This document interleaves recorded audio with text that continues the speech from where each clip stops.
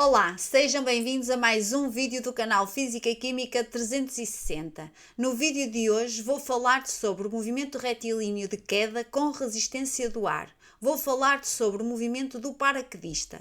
Vamos entender porque é que a força de resistência do ar é a principal causa da chegada do paraquedista em segurança ao solo. Não percas, é já a seguir.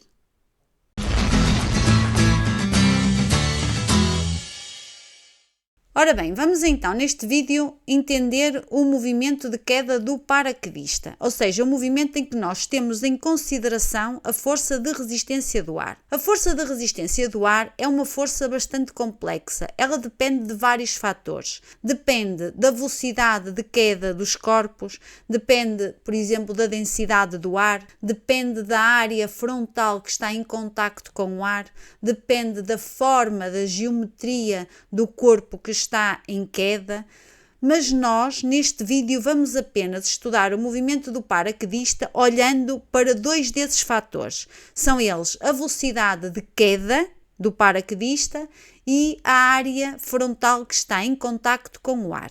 Então, a força de resistência do ar é uma força contrária ao movimento dos corpos.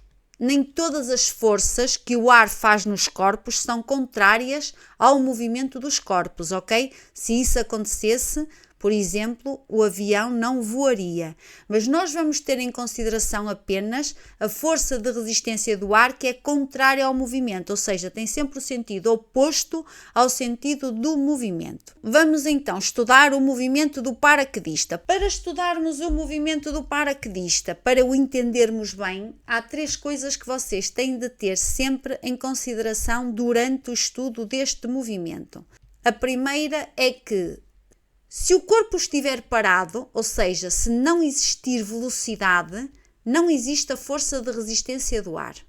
Se existir velocidade, se o corpo estiver em movimento, então aqui sim existe a força de resistência do ar. Esta é a primeira coisa que nós devemos ter em consideração quando estudamos este movimento. A segunda coisa que nós temos de ter em mente quando estudamos este movimento é que a força de resistência do ar depende da velocidade. Se o corpo estiver a aumentar a sua velocidade, então a força de resistência do ar, a força que o ar faz nele de resistência, vai aumentar também. Se o corpo estiver a diminuir a sua velocidade, se ele estiver a andar cada vez mais devagar, a força de resistência do ar está a diminuir, está a ser cada vez menos intensa. E se um corpo estiver com uma velocidade constante, a força de resistência do ar também ela é constante. Esta é a segunda coisa que vocês devem ter em consideração. A terceira coisa que vocês devem ter em consideração neste movimento é que quanto maior for a área frontal em contacto com o ar, maior é a força de resistência do ar. Vamos então dar um exemplo disto que acabamos de ver. Vamos imaginar que está um dia calmo, não há ponta de vento, o ar está em repouso e vocês vão dar uma volta de carro. O carro ainda não arrancou e vocês colocam a mão fora da janela. Se não houver vento, vocês não sentem o ar a bater na vossa mão. Mas assim que o condutor arranca, assim que a vossa mão entra em movimento, vocês começam a sentir um ventinho a bater aqui na palma da mão. O que é este ventinho a bater na palma da mão? É a força que o ar está a fazer na vossa mão. É a força de resistência do ar. E se o condutor andar mais depressa, esta força que vocês sentem, este ventinho que vocês sentem, aumenta. Quanto mais depressa o condutor andar, maior é a força de resistência do ar. Mais força vocês sentem o ar a fazer na vossa mão e a puxar a vossa mão para trás. Conclusão, vocês só começam a sentir a força de resistência do ar quando o carro entra em movimento, quando há velocidade. E esta força de resistência do ar que vocês sentem, ela é tanto maior quanto maior for a velocidade que a vossa mão vai. Vamos agora ver como é que a força de resistência do ar aumenta com o aumento da área frontal que está em contacto com o ar. Neste caso, no caso de vocês terem a mão aberta e de frente para o movimento, a área frontal que está em contacto com o ar é esta área aqui toda. Ou seja, vocês vão sentir a força de resistência do ar na vossa mão toda, nesta área toda que está aqui. Mas se vocês decidirem virar a mão para baixo, virar a palma da mão para baixo, assim que vocês viram a palma da mão para baixo, vocês vão sentir a força de resistência do ar apenas aqui, nesta área que está de frente para o movimento. Porque a área aqui, quando a palma está voltada para baixo, é menor, vocês aqui, nesta posição, sentem menos a força de resistência do ar. Conclusão: quanto maior for a área frontal em contacto com o ar, maior é a força de resistência do ar. Vamos então passar para o estudo do paraquedista. Vamos então imaginar que o paraquedista é largado de uma determinada altura. Nesse dia em que o paraquedista é largado, não há ponta de vento, portanto o ar está em repouso. O paraquedista vai ter um movimento exclusivamente vertical, portanto um movimento retilíneo, e o corpo do paraquedista não vai sair desta posição, o que significa que a área que está em contacto com o ar vai ser sempre esta. Ele não vai rodar, como aconteceu há bocadinho com a mão, que nós rodamos a mão, ok? Então, se o paraquedista é abandonado de uma determinada altura, quando ele é abandonado, a velocidade dele é de 0 metros por segundo. Nesse instante em que ele ainda não iniciou o movimento, a velocidade é de 0 metros por segundo. Reparem, se não há velocidade, não há força de resistência do ar. A única força que está a atuar no paraquedista, nesta posição, é a força-peso. Vamos imaginar que nós tiramos uma fotografia a este instante. Portanto, esta é a nossa primeira fotografia. A única força que atua no paraquedista, estava eu a dizer, é o peso. E se o peso é a única força que está a atuar no paraquedista, então o peso é a força resultante. Portanto, temos aqui um vetor força resultante igual ao vetor peso. É a única força que está a atuar no paraquedista. Reparem, se nós quisermos calcular a aceleração do movimento na situação 1, pela segunda lei de Newton, nós temos que a força resultante em 1 é igual à massa vezes a aceleração em 1. Como a única força que atua no corpo é a força da gravidade, então a força resultante há de ser igual à força-peso, o que significa que a aceleração do corpo em 1 é a aceleração da gravidade. Será de aproximadamente 9,8 metros por segundo quadrado. A partir deste instante, o paraquedista vai iniciar o seu movimento, ok? Como é que vai variar a velocidade dele? Ora, se a aceleração aqui em 1 é de 9,8 metros por segundo quadrado, significa que a velocidade dele vai aumentar 9,8 metros por segundo a cada segundo de movimento. Então, nós vamos ter a velocidade, vamos ter o paraquedista a variar a sua velocidade, ou seja, ele vai ganhar velocidade. Assim que o paraquedista ganha velocidade, aparece a força de resistência do ar. Então vamos imaginar aqui uma situação, uma fotografia, a segunda fotografia tirada, instantes depois do paraquedista ter abandonado o avião. E o que é que nós vemos se conseguíssemos ver os vetores força? Nós víamos que o paraquedista estava sob a ação da força-peso, a puxar o paraquedista para o centro da Terra, e que tinha aparecido uma força pequenina de resistência do ar, porque tinha aparecido velocidade. A velocidade surgiu a força de resistência do ar. Significa que agora a resultante das forças vai ficar ligeiramente menor. A resultante das forças não é mais nem menos do que o somatório das forças que estão a atuar no corpo. Ora, aqui só existia a força-peso, aqui existe a força-peso e existe a força de resistência do ar, que é uma força contrária à força-peso, o que significa que a força resultante neste segundo caso vai ser menor. Portanto, a força resultante neste segundo instante, nesta segunda fotografia que nós tiramos, é igual à massa vezes a aceleração agora em 2. Se a força resultante diminuiu, se ela ficou mais pequena do que aquela que era em 1, a massa é uma constante, significa que a aceleração em 2 agora é menor do que a aceleração em 1. Se a aceleração em 1 era de 9,8 metros por segundo quadrado, vamos imaginar que esta aceleração agora em 2 é, sei lá, 7,3, faz de conta, metros por segundo quadrado. Foi ao calhas, inventei. Ok? Então, vamos olhar para estes dois momentos e vamos perceber o que é que está a acontecer. O que está a acontecer é que o corpo agora está sujeito a duas forças. À força-peso, que é constante, e à força de resistência do ar, que entretanto apareceu. Estas duas forças, somadas, resultam na força resultante. A força resultante diz-nos qual é que é a aceleração que o corpo está a ter naquele momento.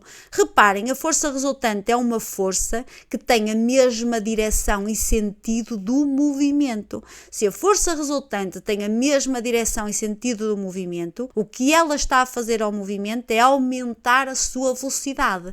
Neste caso, a força resultante estava a aumentar a velocidade em 9,8 metros por segundo a cada segundo. Agora aqui na situação 2, a velocidade está a ser aumentada 7,3 metros por segundo a cada segundo. A velocidade continua a aumentar em 2, mas estes aumentos são menores do que em 1. Mas se a velocidade continua a aumentar em 2, significa que a força de resistência do ar também continua a aumentar. Enquanto a velocidade estiver a aumentar, a força de resistência do ar está também a aumentar. Vamos imaginar que passaram mais alguns segundos e deparamos-nos agora aqui com a situação 3. Então agora nós temos a força-peso a atuar no paraquedista e temos a força de resistência do ar que está maior. Se a força de resistência do ar está maior e ela é contrária à força-peso, vamos encontrar um vetor força resultante mais pequeno do que no caso da situação 2. Então, segundo a segunda lei de Newton, a força resultante em 3 é igual à massa vezes a aceleração em 3. Se em 3 a resultante das forças diminuiu, então a aceleração do movimento em 3 vai também diminuir. Se ela aqui era de 7,3, aqui vamos imaginar que será, por exemplo, de 3,8 metros por segundo quadrado. O que é que isto significa? Significa que agora a velocidade está a ter aumentos de 3,8 metros por segundo a cada segundo. Se a velocidade está a aumentar, significa que a força de resistência do ar continua a aumentar também. Isto leva-nos à situação 4. Nesta situação 4, nós vamos ter aqui a força-peso e vamos ter a força de resistência do ar atingiu um valor idêntico ao da força-peso. A força de resistência do ar tem agora a mesma intensidade da força-peso. Se nós somarmos estes dois vetores, eles anulam-se, o que significa que a força resultante é agora igual a 0. A força resultante em 4 é igual à massa vezes a aceleração em 4. Se a força resultante em 4 é 0, significa que a aceleração é 0 também. O que é que isto significa uma aceleração igual a 0? Significa que não há variação de velocidade. Se não há variação da velocidade, se a velocidade se mantém constante, então não vai haver variação da força de resistência do ar. Ou seja, esta força de resistência do ar vai deixar de aumentar, o que significa que se a força de resistência do ar deixa de aumentar, mantém-se constante, a força-peso é constante, o corpo permanece com uma resultante das forças igual a 0. O corpo vai entrar aqui na posição 4, em movimento retilíneo uniforme. Vocês lembram-se da primeira lei de Newton? Newton, na primeira lei, diz que quando a resultante das forças se anula, se um corpo estiver em repouso, ele permanece em repouso. Se o corpo estiver em movimento e a resultante das forças se anular, ele entra em movimento retilíneo uniforme, ou seja, movimento em linha reta com módulo de velocidade constante. Quando o corpo atinge este instante, o instante em que as forças se anulam, a velocidade normalmente do paraquedista ronda os 200 km por hora. A este valor de velocidade nós chamamos de primeira velocidade terminal. A partir daqui, a não ser que alguma força exterior haja sobre este sistema, o paraquedista iria manter esta velocidade constante até atingir a superfície da Terra. Graças a Deus que isso não acontece, não é? Porque existe a abertura do paraquedas. Então vamos ver o que é que acontece na abertura do paraquedas. Que forças é que estão agora a atuar aqui na posição 5? Temos o peso, a força-peso, que se mantém a mesma, porque a massa do sistema não foi alterada, é a mesma, mas agora com o paraquedas aberto, a área frontal que está em contacto com o ar é muito maior nesta situação 5 do que era na situação 4, o que significa que a força de resistência do ar é agora muito maior do que era na situação 4. Então nós vamos ter aqui a força de resistência do ar a aumentar drasticamente face à situação 4. Reparem que agora a força resultante é uma força com a mesma direção do movimento, mas sentido contrário ao movimento. A força resultante é agora o somatório da força de resistência do ar com a força-peso. Portanto, é esta força aqui.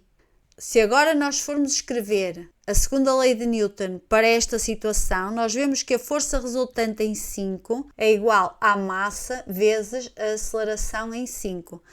Reparem que esta força resultante agora em 5 está a ser feita no sentido negativo da trajetória.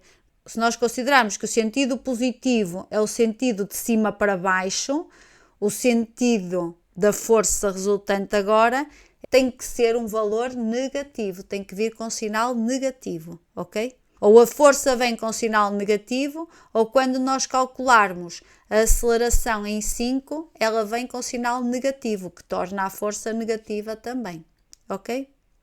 O que é que acontece nesta situação 5? Porque a força agora tem um sentido contrário ao sentido do deslocamento, o que esta força vai fazer ao movimento é retardar o movimento, é fazer com que o corpo ande mais devagar.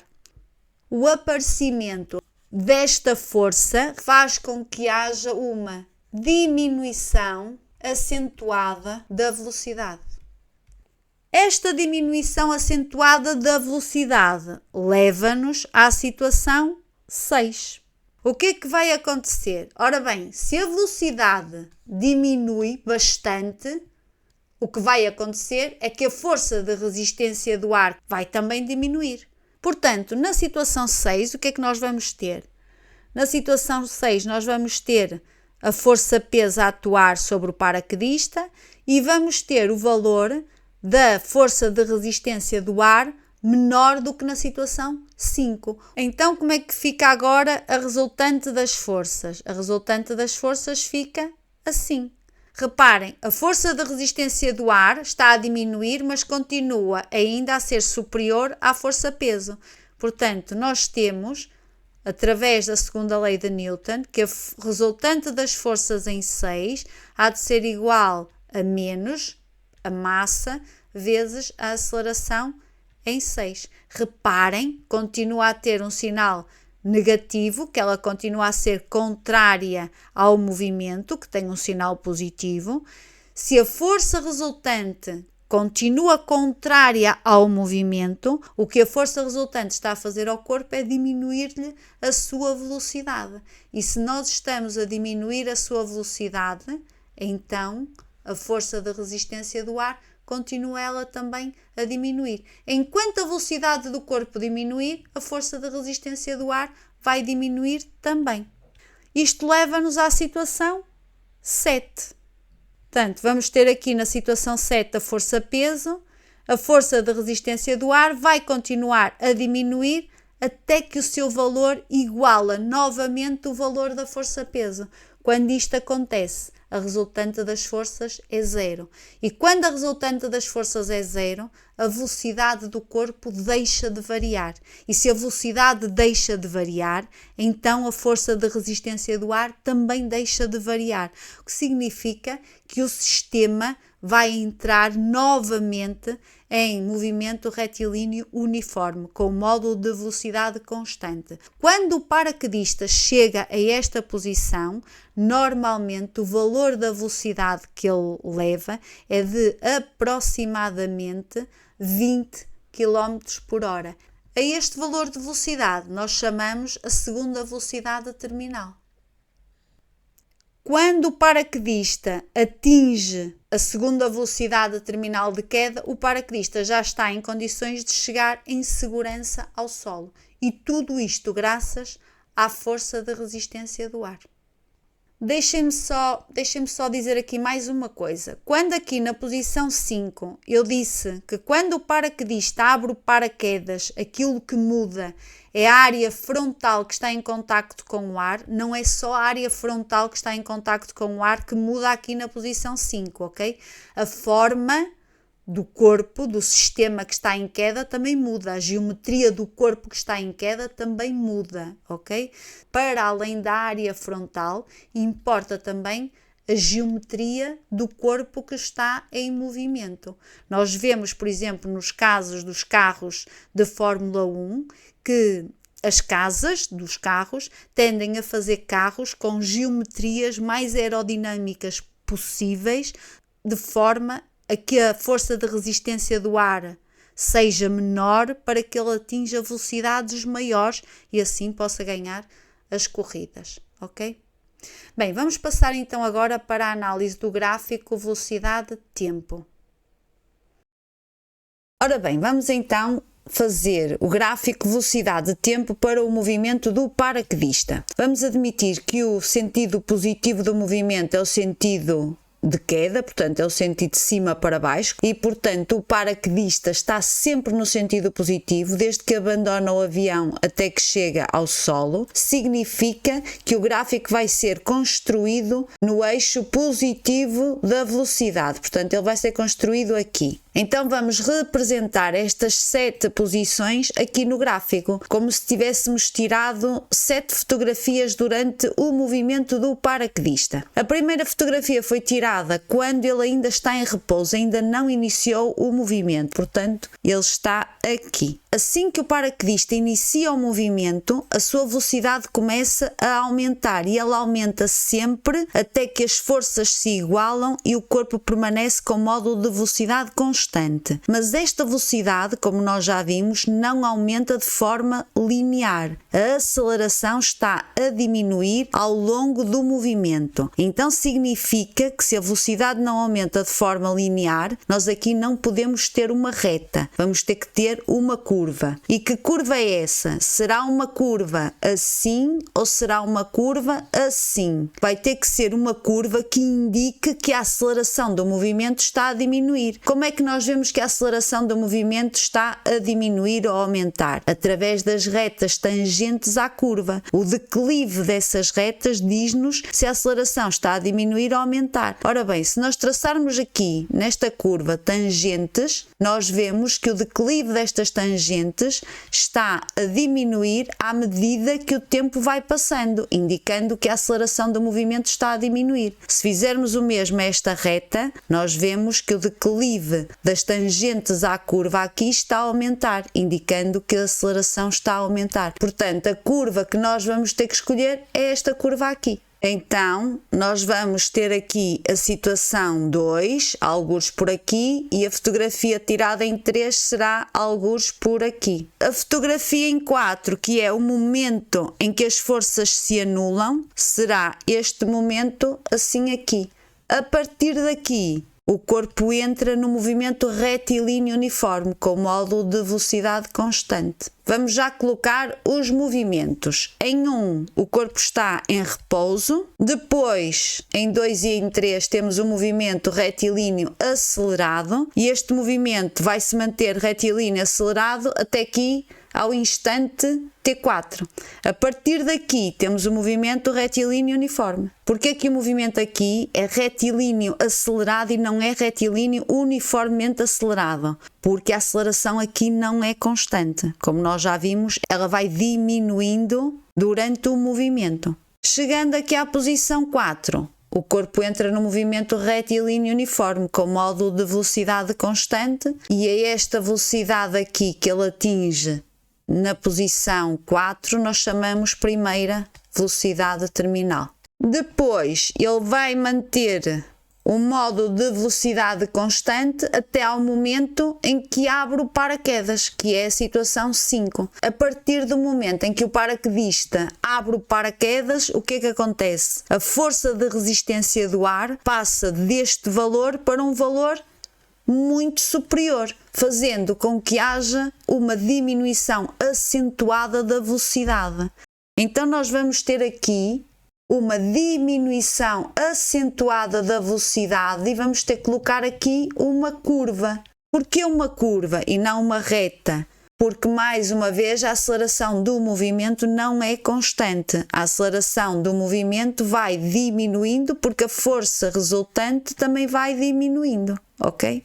Então temos aqui a posição 5, que é o momento em que ele abre o paraquedas, a posição 6, algures por aqui, e depois a posição 7, que é o momento em que as forças se anulam. É a partir deste momento que temos o módulo de velocidade constante. Vamos então aos movimentos. Aqui vamos ter o movimento retilíneo retardado. E a partir da posição 7 vamos ter o movimento retilíneo uniforme. Eu estou a dizer posição 7 porque estou-me a referir a esta imagem, ok? Porque aqui não é uma posição, aqui é um instante de tempo. A partir do instante de tempo que corresponde à posição 7, nós vamos ter o módulo de velocidade constante. Esta velocidade que ele atinge aqui é a segunda velocidade terminal.